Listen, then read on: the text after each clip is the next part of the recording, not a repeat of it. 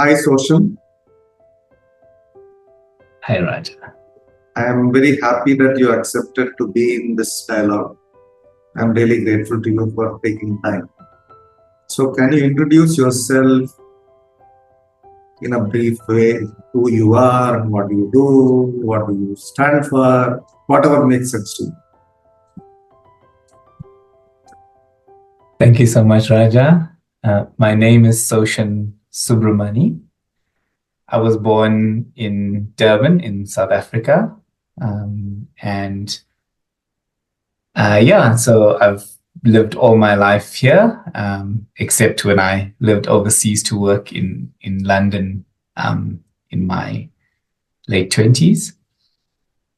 Um, as I said, I was born in Durban and I grew up in a town called Tongaat where there's lots of sugarcane. So my grandparents were involved in the sugarcane kind of farming business, as many Indians in South Africa were.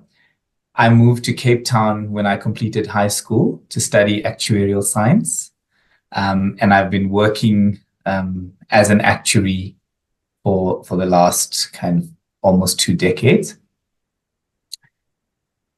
So that is one part of who I am. I am a qualified actuary and I work in financial services. In that capacity, I chair the board of two companies. One is an amazing value-based healthcare company, and the other is a micro-insurance company offering funeral and burial services.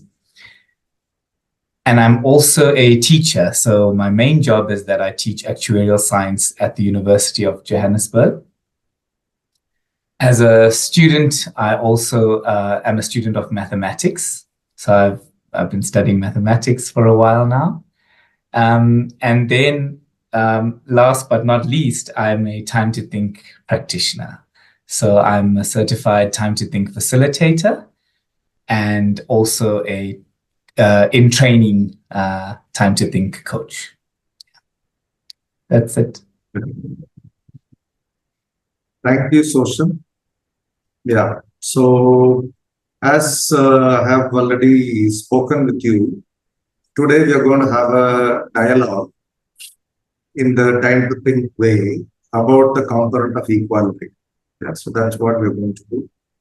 And when we look at dialogue, I think you have been a certified facilitator, so you know.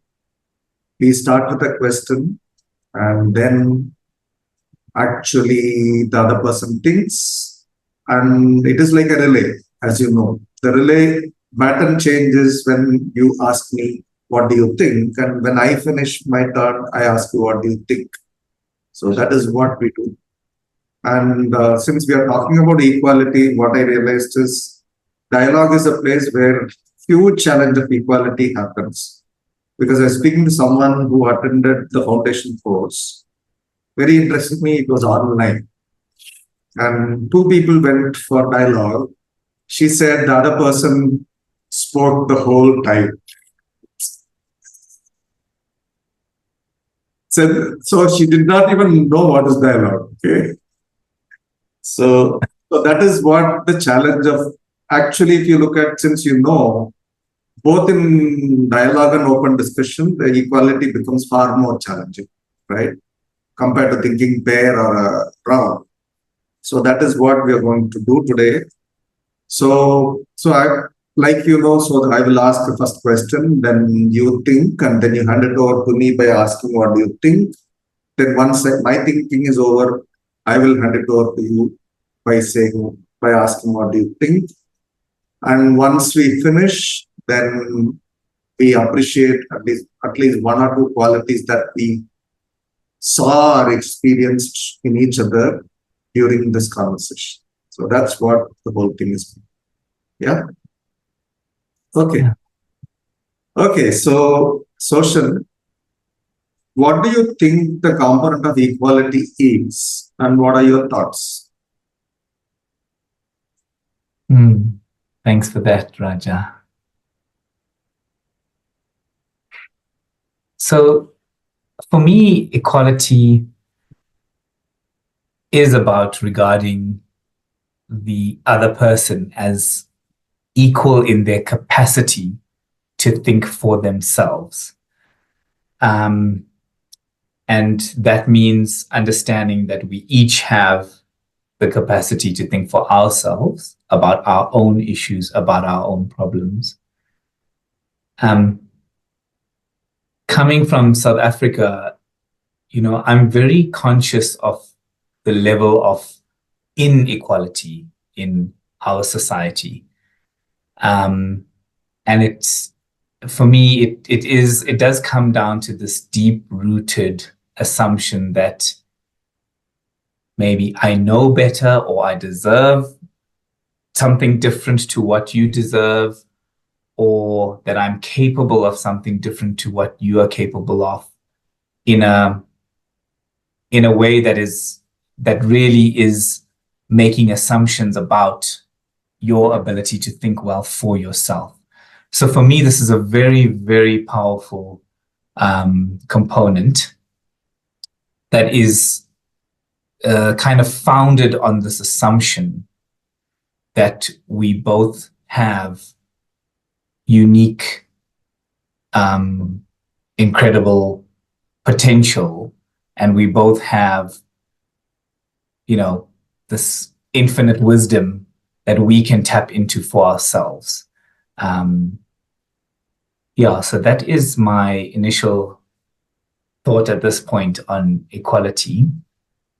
And importantly, to give life to that philosophy and that belief and that assumption requires us to create certain boundaries, not least of which is to afford each other equal turns to speak and think. So that's my freshest thinking right now, Raja. What do you think? Yeah, so the thing that comes to me is almost the same. Like you say about South Africa, even in India, I think we have so much inequalities, right? We talk about gender, we talk about age, and we talk about caste, which may be very unique to India. We talk about religion, we talk about so many things. So I remember at one point of time when I studied psychology, we used to talk about hierarchy in the mind as a concept, right? One side is hierarchy outside existing, structural, all that. But once you are in a culture which is so much about inequality, then your mind becomes only thinking about hierarchy. So that is one part. Second part, if you look at the education system I went through, if I was not in the top 5, I'm considered no good. Yeah. So I remember as a child, only thing I did was to be the topper. So this also means, I remember one of the statements my son said, which is very interesting about inequality. There was a conversation about him, about his education and things like that, almost 4 or 5 years back. So I said, when you have challenges, why are you not speaking to me? Because I don't scold you, I don't judge you. He said something which is like a slam. He said, you don't say anything, but the way you look at me is so condescending.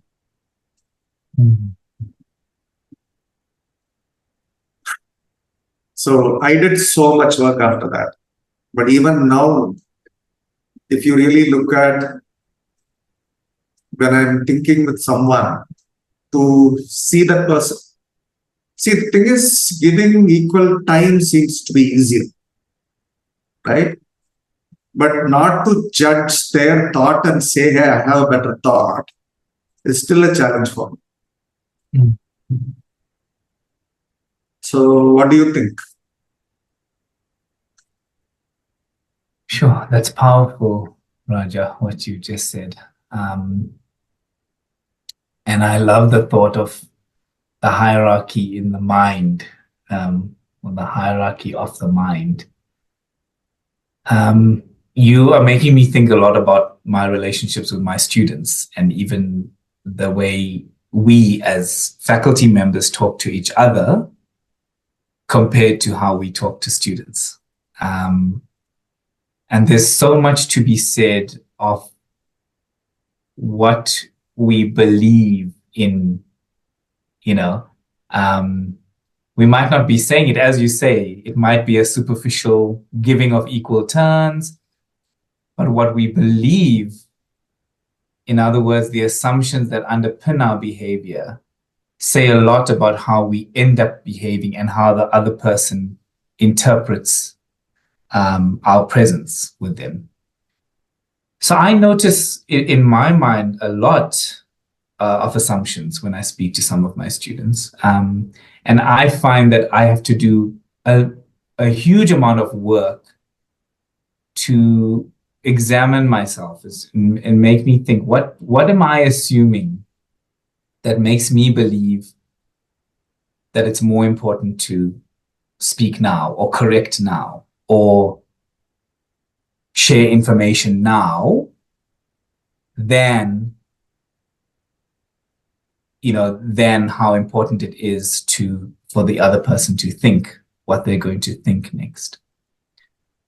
And so for me, what's coming up now is what is my job as an educator. And it could be argued that the job that I have, the most important thing I can do is to actually infuse the assumption that you are competent, you are capable, and I am interested in how you think through this. And that requires not only a level of patience, but it's much more than patience. It requires that assumption of me truly appreciating that, that where you can get to with the guidance, with the encouragement from me, is a place that I can't actually predict. And if I don't know how far you can go with your thinking, then what grounds do I have to assume that I'm going to articulate this concept better than you will, or that I'm going to teach you this concept better than how you will come up with it for yourself? So that's quite an interesting thought now that's happening for me. Yeah. What do you think? Yeah. Since you talked about students, right? So I don't know. What came to me is memory of my science teacher when I was in 7th grade. Amazing person, because I remember I used to be in a boarding school and he used to be a bachelor at that time. So he got permission for me to go and be in his room for 3 evenings. And first time when I went, he gave a bundle of 10 standard answer sheets and 10 standard science book. And he said, "You correct." I was in 7th grade. Okay? Yeah, you exactly pinned it, right? He told me, "You may be in 7th grade, but your thinking can be at the level of 10th grade." I'm actually in tears. And I think that is what wonderful teachers.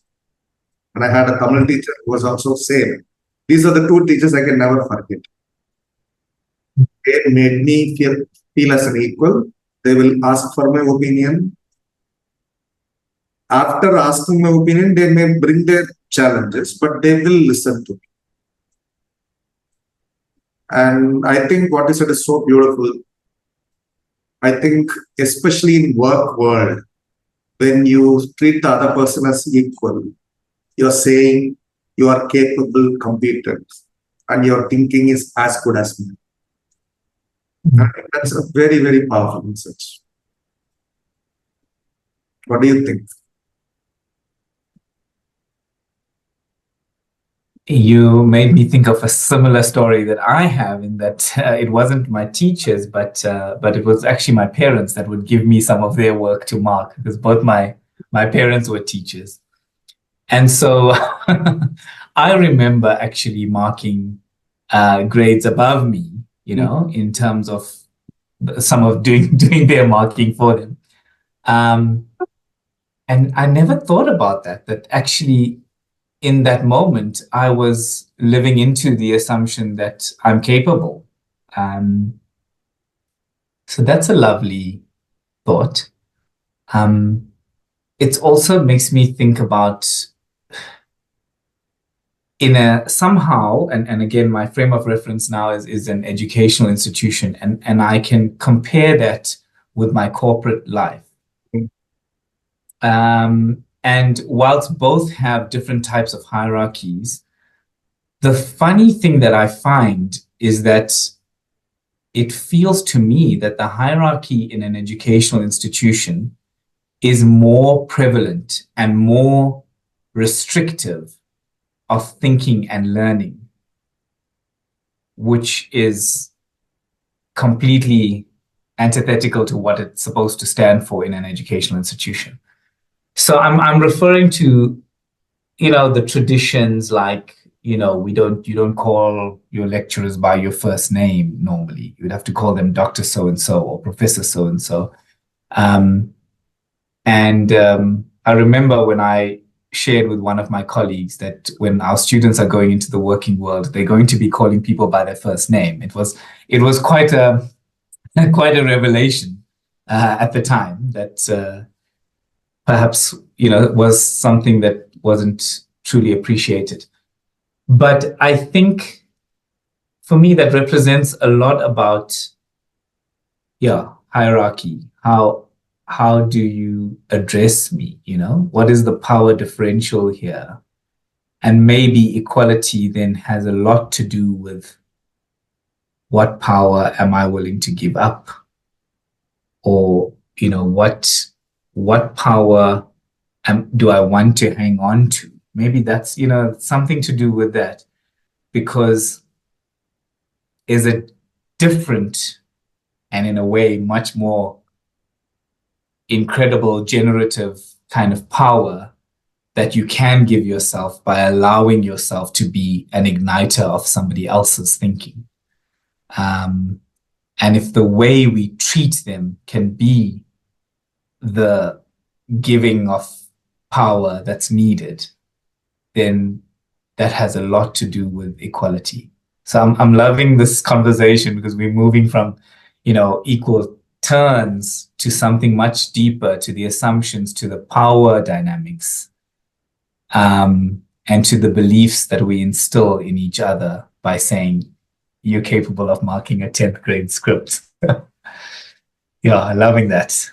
Thanks. What more do you think? So since you talked about corporates, right? So I have been working with multiple companies for years, but what came to me is a thought. There is this company which I was part of, the only company where I have worked. It's an IT company. You are supposed to address everyone, including the chairman, by first name. Okay. So I remember there was a mail written by a young engineer. It used to be called all users mail, which means everybody in the company will get. Okay. He writes to the chairman saying that, chairman sir, I have never called my father by first name. I have never called my teachers by first name. So I don't think I can call you by first name. But chairman beautifully responded. But what you say is very interesting because suddenly what is coming to me, I don't know. I have heard, I'm not sure whether what I'm saying is right. I have heard the word sir. The source of the word is servitude, is what one of my very close friends has told me. So in India, the moment we started using English, everybody we called it sir. The best joke I can tell you, even in a government office, if you are meeting a higher officer who's a woman, in India we will call her sir, not even madam. Right. So somewhere I think what you say makes sense. I think, I don't know, colonial past has a huge impact on the hierarchical mind as well. And then we carry these to our work organizations. And then, yeah, so then the moment the boss says something, we are only thinking to please the boss than to talk about our original thoughts. And like you said, beautifully you said, probably education, religion, those places, inequality is much more stronger. And I have worked with IT versus non-IT companies. I think in India, non-IT companies, many of them are far more hierarchical. But otherwise, it's equality in the mind doesn't even exist.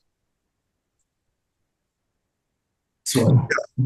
So that's where I think, I don't know, this component, also something comes to me now. This component is also connected to the component of difference. Right? The moment because of group identities, then I say I am there, you are here, I am here, you are here. And I think you talked about it. All this finally messes up encouragement. Because I'm competing with the thinker's thinking. Yeah, so these are some thoughts. What do you think? Wow. I'm thinking about labels now, So by labeling you, am I labeling your category of thinking or your category of ability? And this is so deeply entrenched. I remember recently teaching this concept to a group of recently qualified actuaries. And it's very possible that I didn't articulate myself very well. But one student in particular really took issue with the fact that I was saying people can think equally. And she used a beautiful example, actually, was that there's some issues that she's not as experienced in than, say, a more senior person in the company who's got more experience on a certain topic. But in the moment, I remember not quite convincing her that even if you have different contexts, even if you have different experiences, your ability to think about this issue as an individual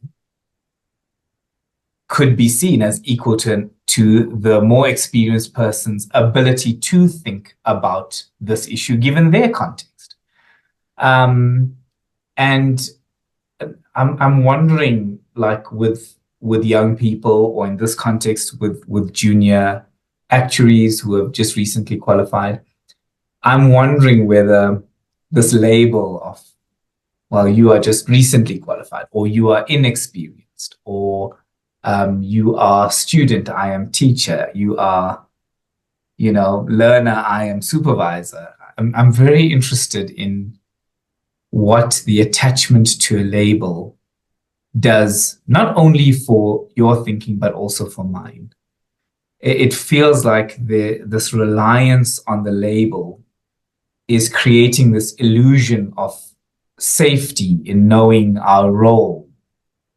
But I'm very interested in what you said, is that actually a deference, is it implying a level of servitude, a level of, I can't think as well about this issue as you can, therefore my role is to learn from you, as opposed to I can generate my finest thinking that might be equally valuable and value adding to you.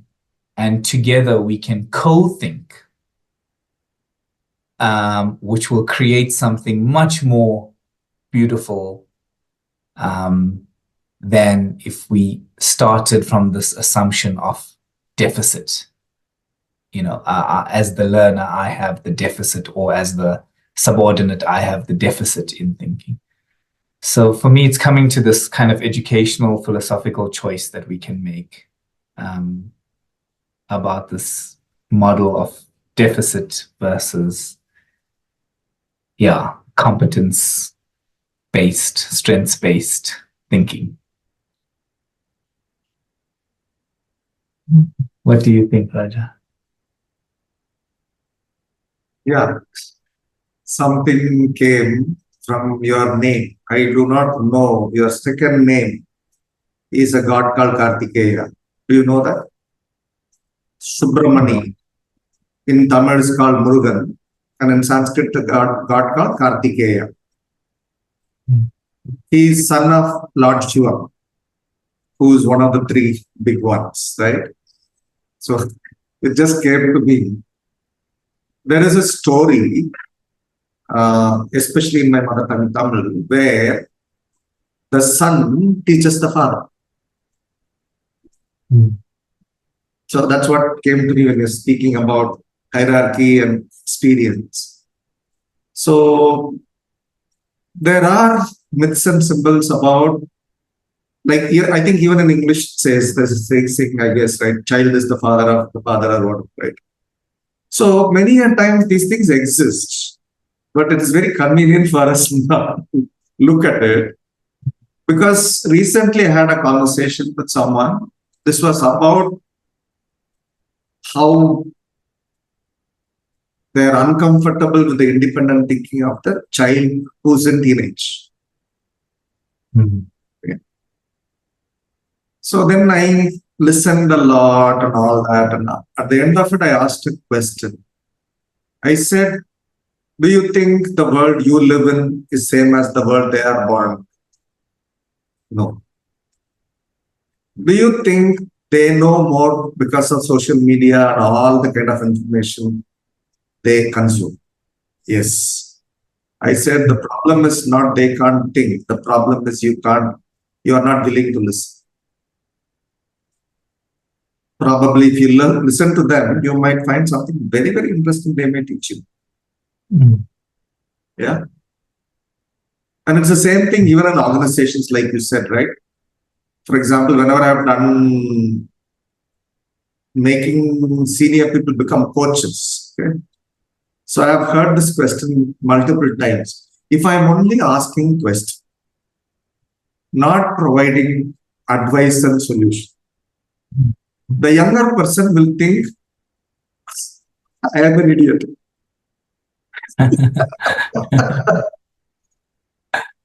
So what comes to me, suddenly this is coming to me.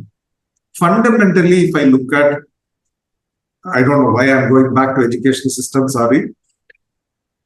If in a school, if a child only listen without interrupting anyone, I don't think the child will be celebrated. The child who jumped and gave answers and the correct answer, right? So in some sense, in the way we are talking about how much do we speak, how much do we impress versus how much we listen. I think fundamentally in many cultures, there is a hierarchy about, I'm using a bad word, but still I'm using. Listening is considered the pariah. So then how will I use it comfortably? If I'm listening to you without saying anything, which means my brain is not working or I'm an idiot. So then because of which, only if I interrupt you and speak, I am better than you, I matter more. And apart from that, something that comes to me is I have been reading this book again and again, this book called Sapiens, right? Which is, so for example, our survival as sapiens dependent on the hierarchy and power. So we started controlling with fire, then we started controlling land, we started controlling water, then we started controlling human beings. So power seems to be something, I don't know, it's coming to me, power seems to be something that is connected to survival.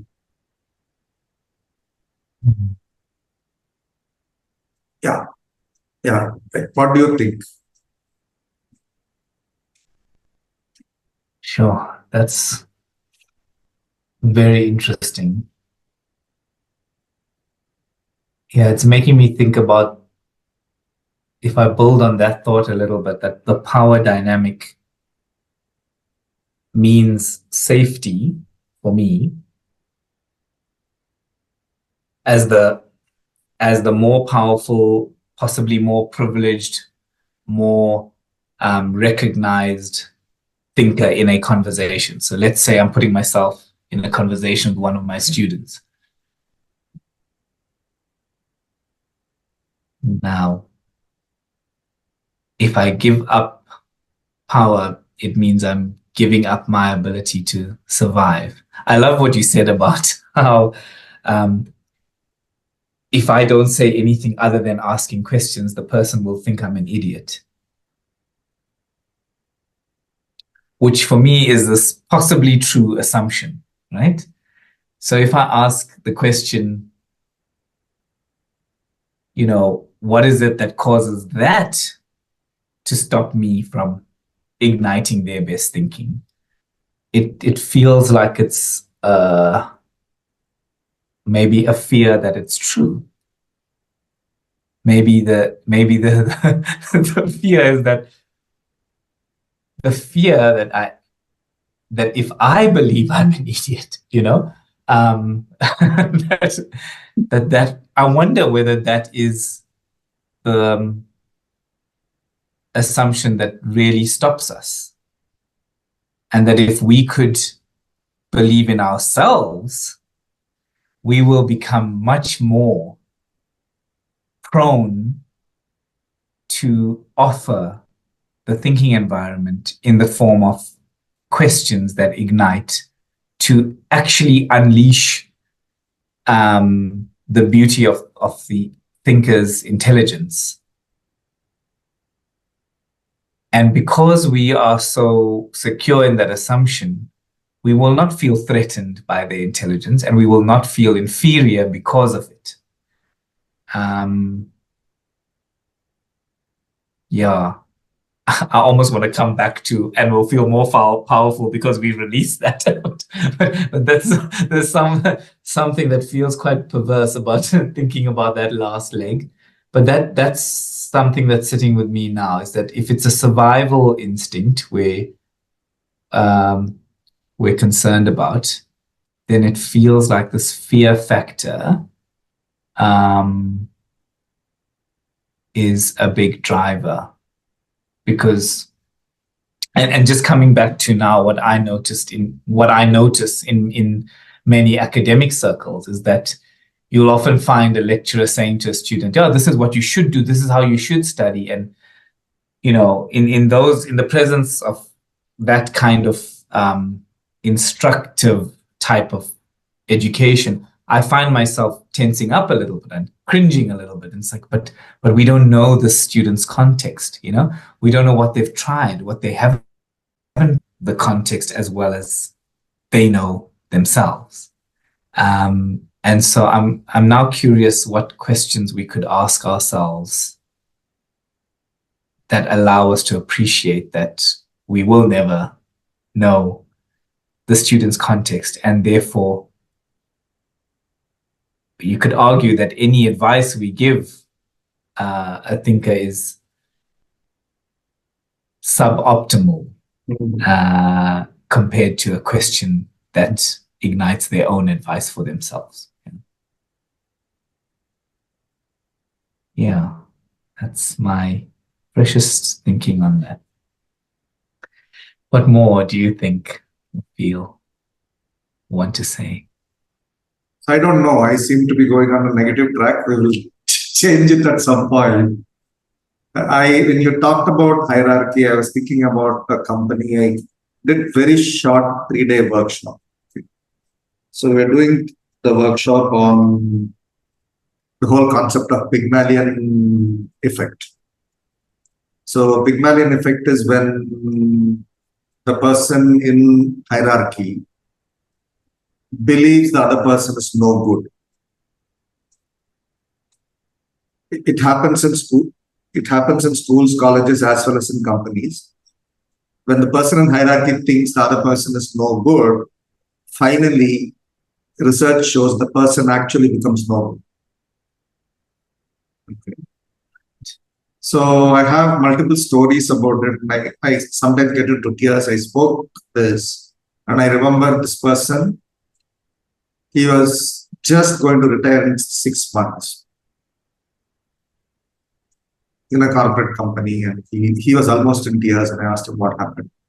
He said, whenever young engineers joined my company, in my team, when they gave any opinion, he said he will tell, shut up.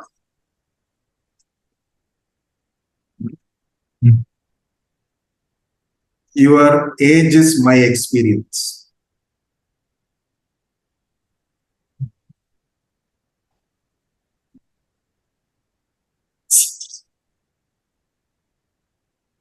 And he actually cried, saying that how many people have messed up this.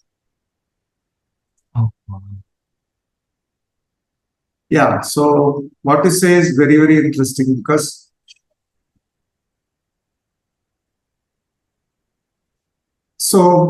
one of the things I have been seeing, right, whenever I'm doing thinking session now, fine, my animal of superiority comes and says, I have a better idea, right? So what I do is shift from response stream to thinking environment and say, shut up. They may have a better idea if I can keep myself quiet. And I have seen it really. Because the reason I'm saying is because it is so entrenched, right, at a very deep level. Really giving the true equality means huge amount of inner work. Because the animal of the power and hierarchy will come in the brain. So we have to chase it and replace it, like the way you said, with a true liberating assumption for ourselves, so that they can think. So some of the things I say is, shut up, their idea may be better than your idea. Then there are times I say, they're going slow. Then I say, they will go at the speed they want to go. And it's perfectly fine. So a lot of this kind of, what do you call, self-talk, I have seen helps me to anchor equality. Because equality of time, I'm perfectly fine. But equality in the mind is where I really have to work very hard. I can tell you a very simple example. I have this person who is in India we call it driver, right? Chauffeur. He's there with me for 12 years. After I realized I have a lot of problems with the component of equality, I used to give him instruction about everything. Last 6 months, I said, let me stop. Okay. And I remember, okay, I'm going to Chennai. Things have to be organized. Then I said, tell me what and all has to be organized. He said everything.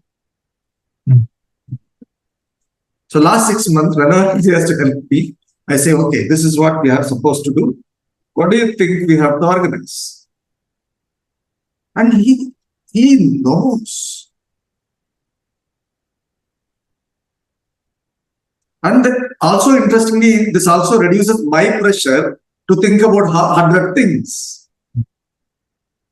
So yeah, so that is one experience somewhere I have kind of told myself consistently, this component is difficult for me and I have to live it. And it's easy to live in a thinking partnership because you're supposed to do it. But in day-to-day life, with my son, with my wife, with my mother, who's no more, with people who work for me, it becomes far more challenging. But I think one of the things I took, even when I went through the 10 components, I said, I don't know when. These components are for me to live as a human being. Not only to teach people and practice only in teaching session. So by that, more and more I find my own shadows, my own dirty parts related to each component. But equality is one where I have really seen so much of complexity. And I'm trying hard. Yeah. You are paid as a coach, you are practicing equality is easy. You are supposed to do. But when you are not supposed to do and live, it becomes far more challenging. Like with my son, right? Now I have done thinking session with my son. And there I have to tell myself that my stakes are not important. He can think. Doesn't mean that I know everything. I am the father, I have to protect him. All those things I have to drop. And he said 2 thinking sessions, he found it valuable. Yeah. What do you think?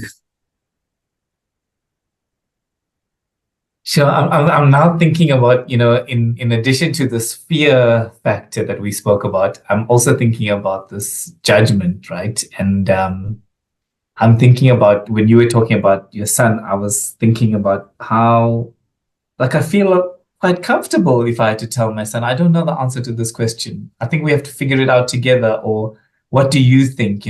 I feel quite comfortable doing that. And I'm now asking myself, do I feel as comfortable saying that to my students?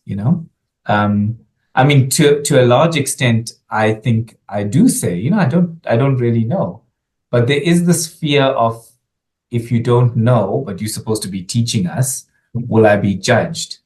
Whereas in the environment where, your son is not going to judge you for not knowing something. In fact, you're happy to live into that, even if there is a possible judgment. That the effect is going to be that they get comfortable saying I don't know, and that not knowing is not a bad thing, and that we want to encourage curiosity and interest to go further. So yeah, I'm now also wondering whether this fear and possible judgment, again, it feels to me like it's coming more and more towards the external validation aspect of things versus this true belief that I am worthy. And therefore, because I feel worthy, I don't need to prove my worthiness. That will be, and in my attempt to prove it, it could be detrimental to your thinking. So it feels like a lot of, you said it's like so much work on yourself to be this component of equality. Yeah, and I think these are just beautiful insights that are coming through for me now.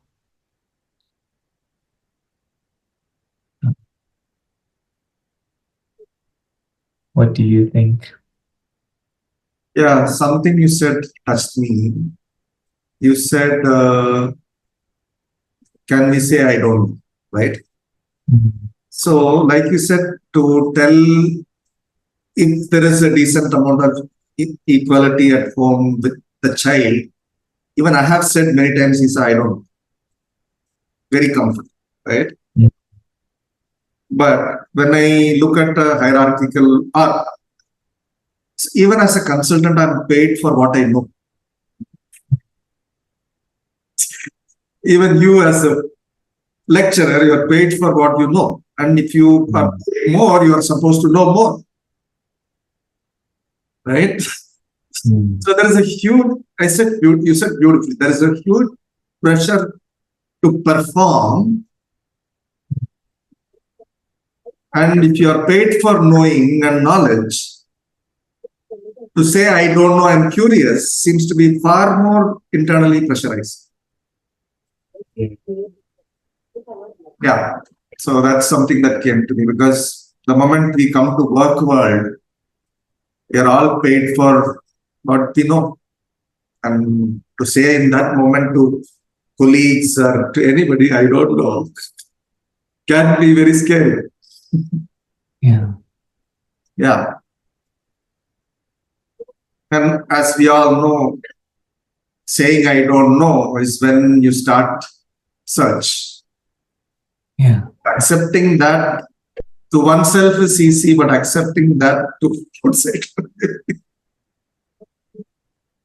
Mm. Yeah. Yeah, it's very interesting.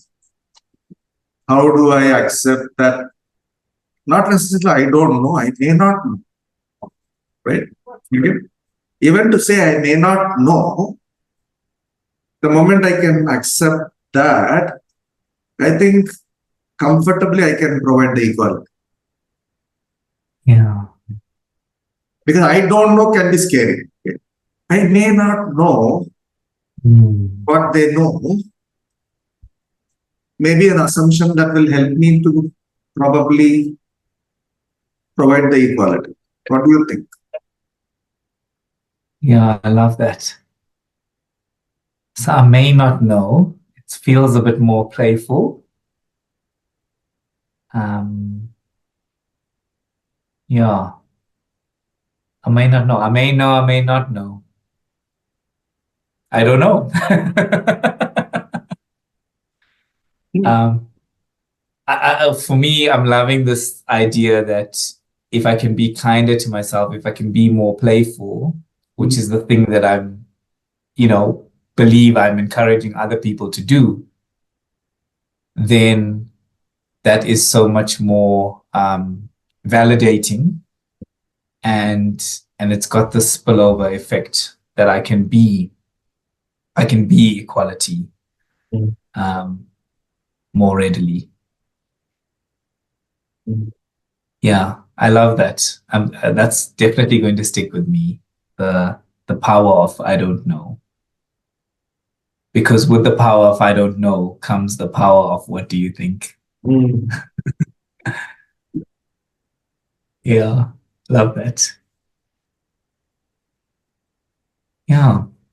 And just something else that's um, came to me now with that I don't know is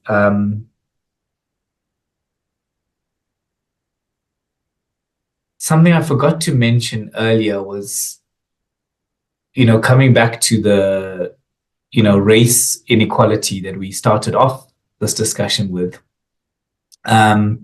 Just linking back to this deficit idea, um, it was pointed out to me after many, many years of me kind of looking into this work is that by saying something you are not, you actually focusing on, on your deficit. So for me, and again, it feels silly that I didn't spot this at the time, but it was actually an ex-lecturer of mine, not in a lecturer context, but an amazing person who studies a lot of these kind of patriarchal systems and how to bring them down.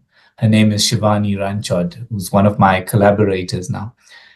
And I remember it was her in a session, it may have been in a convention session where somebody was asking, and in the South African context, we had a tendency to say, when we talk about non-white people. And I remember in a session very clearly her saying, don't say non-white, you know? And that's, I was just reminded of that now in this conversation. Because we don't have to describe ourselves by what we are not. Yeah.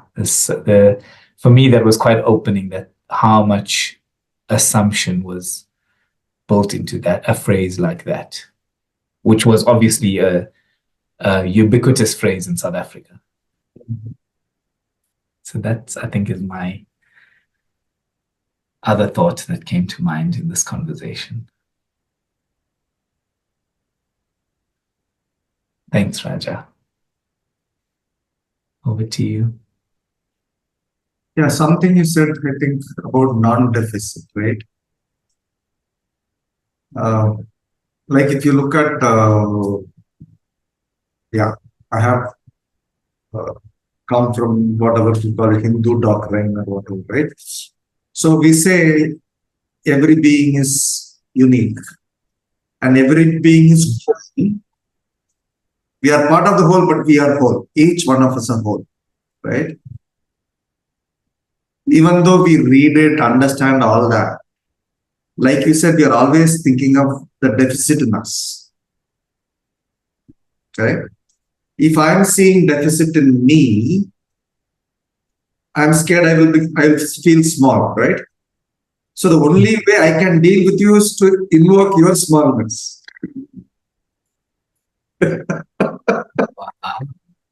It becomes a game. So if I see I am whole, you are whole, where is hierarchy? Oh, And in your whole, there is good, bad, ugly, everything. And that's whole. So I don't know. The thought that comes to me is finally equality is about probably accepting oneself fully, honestly, which in turn will help one person to accept the other person as they are. Because they're all coming from expectations and measurements and righteousness to all kinds of things about ourselves first. So we measure ourselves, we measure others, then it's only measurement of where we stand. It looks like, I think, what is it makes a lot of sense. If I understand that I am whole and the other person is whole, with all the deficits that all of us have, then probably I think equality is possible. Yeah. What do you think? I love that. That definitely resonates a lot with me. Yeah. I feel more whole thinking about that, you know. It's quite a relief. And actually quite an astounding fact that your ability to provide equality and to be equality stems from your own feeling of how whole you are. Sure, that's so powerful to me. Yeah. Yeah, I love that. Feeling whole and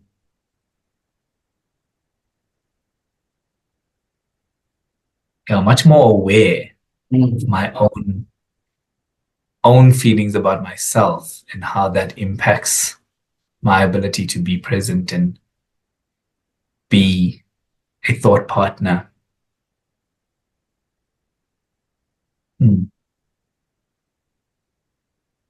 Yes, that's what I think.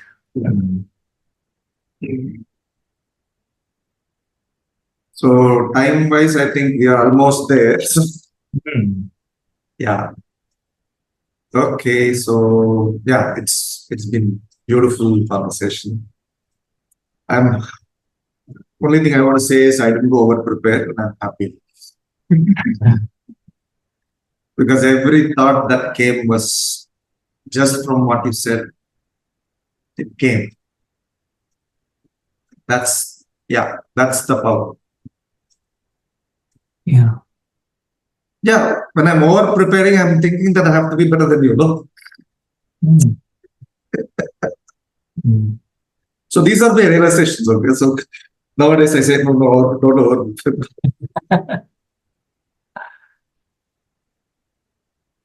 Okay, so can we move to appreciation? Yes.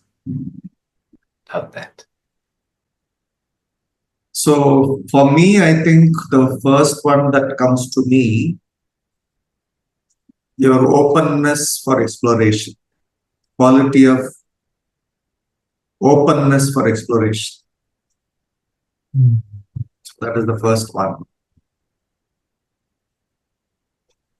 Second one is your ability to peel the onion,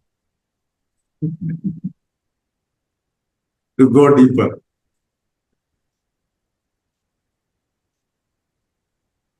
And the last one, probably, there are many, but last one I would say is to put oneself in the spotlight as a person, as a teacher, as a human being, to say, this is who I am, it's okay. I think these are three things I just want to appreciate. Yeah. Oh, thank you, Raja. That means so much to me.